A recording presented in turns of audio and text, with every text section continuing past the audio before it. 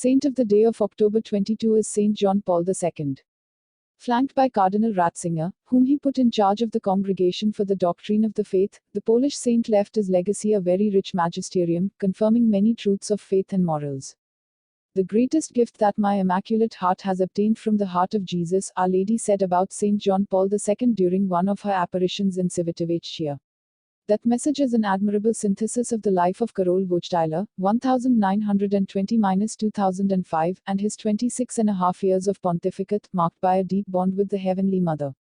From reading St. Louis Marie de Montfort, he drew the motto Totus Tuus and the awareness that devotion to the Blessed Virgin is the most direct way to find Jesus and belong to Him totally. He attributed surviving the assassination attempt on 13 May 1981, the anniversary of the first Fatima apparition, to her protection. And on 25 March 1984, deviating from the prepared text, he asked her to enlighten, especially the peoples whose consecration you are waiting for, referring to Russia, which Our Lady had asked to consecrate to her Immaculate Heart in order to stop the spread of the errors of communism. On the same occasion she had said, in a special way we entrust and consecrate to you those men and nations who are particularly in need of this entrustment and consecration. Flanked by Cardinal Ratzinger, whom he put in charge of the Congregation for the Doctrine of the Faith, the Polish saint left his legacy a very rich magisterium, confirming many truths of faith and morals and rejecting the various modernist demands he found himself facing. He defended and motivated ecclesiastical celibacy, confirmed the impossibility of conferring priestly ordination on women, fought liberation theology, reiterated the immorality of contraception, condemned abortion and euthanasia as products of the culture of death. He himself had been born thanks to the strength of his mother, who had resisted her doctor's advice to abort him, urging every Christian to publicly affirm the inviolability of human life. Aware of the seriousness of the satanic attack on human nature, he founded the Pontifical Institute for Studies on Marriage and Family, dissolved and founded again on different bases by Pope Francis following his motu proprio Summa Familiae Cura.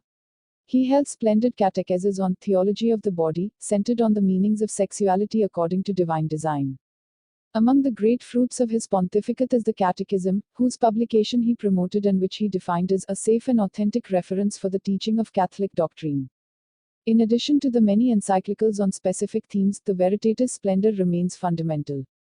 In it he fixed the Church's lifelong teaching on morality, clarifying the relationship between truth and freedom and recalling the existence of absolute moral norms from which conscience can never derogate. 3 of the 5 dubia presented in 2016 to Pope Francis on Amoris Laetitia are based precisely on key passages of VS, which for the 4 cardinals who requested clarification must be reiterated to avoid non-Catholic interpretations of AL, already widespread in some dioceses. In dialogue with other religions he took significant steps towards the Jews, whom he called elder brothers. But he warned against slipping into religious indifferentism, aware that only Christ is the Savior. With regard to Islam, he wrote of the need for a correct relationship, and to be aware of the notable gap between European culture, which has deep Christian roots, and Muslim thought, urging Christians who live in daily contact with Muslims to be adequately prepared to know Islam objectively. He invited the institutions to promote religious freedom in Europe and at the same time called for reciprocity in countries where Christians are a minority, cf.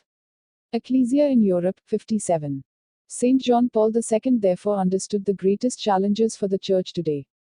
He lived as a true lover of Christ, as he manifested to the world by embracing the cross until his last earthly breath, and as was already clear from his homily for the beginning of his pontificate, do not be afraid. Open, indeed, open wide the doors to Christ. To his saving power open the borders of states, economic and political systems, the vast fields of culture, civilization and development.